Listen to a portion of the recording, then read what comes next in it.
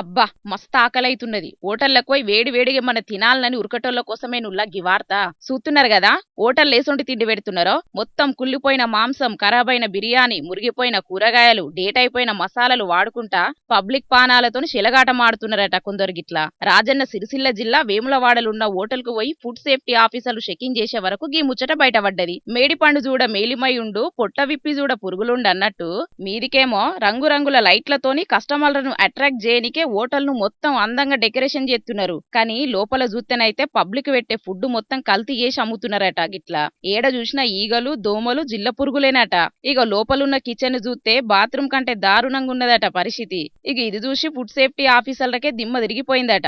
ఇక ఎంబటే హోటల్ ను సీజ్ చేసి 30,000 జరిమానా వేసిండ్రట. చూసిండ్రు కదా పబ్లిక్ పానాలంటే కొందరు హోటల్ దందా వేసేటోళ్లకు ఎంత అల్క తక్కువైనాయో. పైసల కోసం కకృతి వాడి అడ్డమైన తిండి పెట్టి జనాల్ని ఆగం చేస్తున్నారు కొందరు ఆడాడ.